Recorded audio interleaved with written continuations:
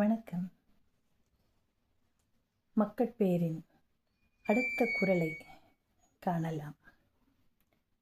குழந்தைகள் இருக்கிறது ஒரு குடும்பத்திற்கு அல்லது குடும்பத் தலைவனுக்கு அந்த சந்தோஷத்தை கொடுக்கிறதுன்னு பார்த்தோம் இல்லையா? இப்போ அந்த குழந்தைகள் என்ன செய்தால் பெற்றவர்களுக்கு இன்னும் சந்தோஷமாக இருக்கும் அப்படின்னு பார்க்கலாம். குழந்தைகளை பெறுதல் அப்படிங்கிறது மட்டும் ஒரு பெரிய விஷயம் இல்லை. ஆனால் அந்த குழந்தைகள் பெற்றவர்களுக்கு என்ன செய்ய வேண்டும், அப்போ தானே அது நமக்கு சந்தோஷம் இல்லையா? குழந்தைகளை சும்மா நிறைய பேர் சொல்லுவாங்க கோவத்தில், சரியாக அந்த குழந்தைகள் வளரலைன்னா அந்த பெற்றவர்கள் என்ன உன்னை பெற்றத்துக்கு அம்மிக்கல்லை பெற்றிருக்கலாம்பாங்க, சொல்லுவாங்க, வருத்தப்பட்டு சொல்லுவார்கள். குழந்தைகள் நல்லா இல்லைன்னு சொன்னாக்கா அவங்களுக்கு அந்த வருத்தம் வருகிறது. அப்போ என்ன சொல்லுவாங்க, எனக்கு நீ பிறந்ததுக்கு பதிலாக பேசாமல் ஒரு கல்லை பெற்று போட்டிருக்கலாம் அப்படின்னு. அது ஒரு வருத்தத்தின் வெளிப்பாடு. குழந்தைகள் எப்படி இருக்கணும் அப்படின்னா நல்ல பண்புகளோடு வளரணும் இல்லையா? பெற்றவர்களின் வழிகாட்டுதல்களோடு நல்ல பண்புகளை மேற்கொண்டு வளர்ந்து சமுதாயத்தில் நல்ல பெயரை எடுக்க வேண்டும். இது அவர்களுடைய வேலை. நம்ம வழிகாட்டல், பெற்றவர்களுக்கு என்ன வேலை? வழிகாட்டுதல். வழிகாட்டிகளாக இருத்தலும் நல்வழிப்படுத்தலும் அவர்களுக்கு கடமைகள்.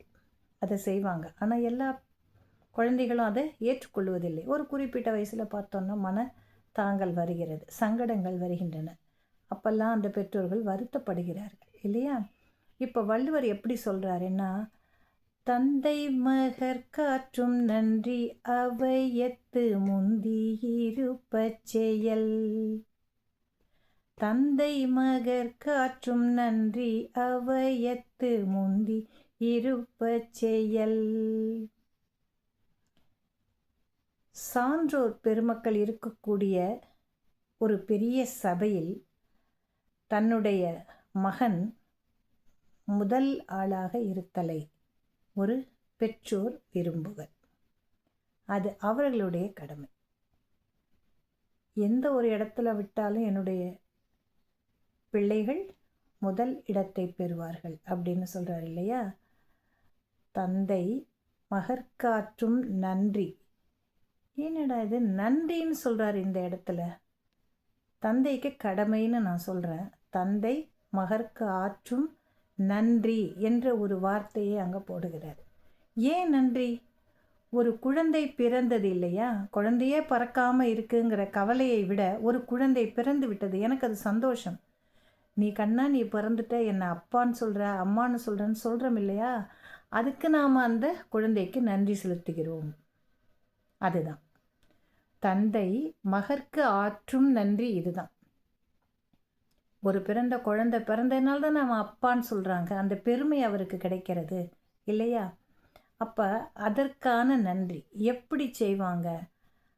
அவையத்து முந்தி இருப்பச் செயல். தன்னுடைய பிள்ளை ஒரு பெரிய சான்றோர் சபையில் முதல்வனாக நிற்கின்றான், முதல் ஆளாக, அறிவாளியாக, ஒழுக்கத்தில் சிறந்தவனாக, பண்பில் சிறந்தவனாக இருக்கிறான் என்று அவனை முதலிடத்திற்கு கொண்டு செல்லுதல், அவனுக்கு அந்த வழியை காட்டுதல், அதுவே தந்தை மகற்கு ஆற்றும் நன்றியாகும். குழந்தையை பெற்றுட்டா மட்டும் போராது. அந்த குழந்தை நல்ல நெறிகளோடு வளர்வதற்கு வழிகாட்டுவது யாருன்னா அப்பா. அம்மாவும் நல்ல குணங்களை சொல்லித் தருவார்கள். ஆனால் அப்பா உலகியலை சொல்லிக் கொடுப்பார். அதுதான் உண்மை. அம்மா வீட்டில் இருக்கிற மற்ற குணங்கள், அதாவது மற்றவங்களோட எப்படி பழகணும், அக்கா தங்கை மாமா அந்த சகோதர உறவுகள் அல்ல மற்ற உறவு முறைகளோடு எப்படி இருக்கணுங்கிறத அம்மா சொல்லி கொடுக்குறாங்க.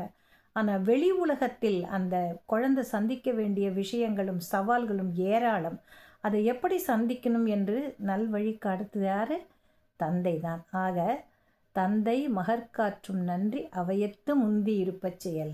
எல்லா நல்ல குணங்களையும் எல்லா விஷயங்களையும் அவர் தனக்கு தெரிந்த அனைத்து நல்ல விஷயங்களையும் அந்த குழந்தைக்கு பயிற்றுவித்து மிகச்சிறந்த அறிஞர் பெருமக்கள் இருக்கக்கூடிய சபையில் முதல் மகனாக நிறுத்தி வைக்கிறார் இல்லையா? அதுவே அவர் அந்த குழந்தைக்கு செய்யக்கூடிய நன்றியாக கொள்ளப்படுகிறது. நாளை மீண்டும் அடுத்த ஒரு குறளில் பார்க்கலாம். நன்றி.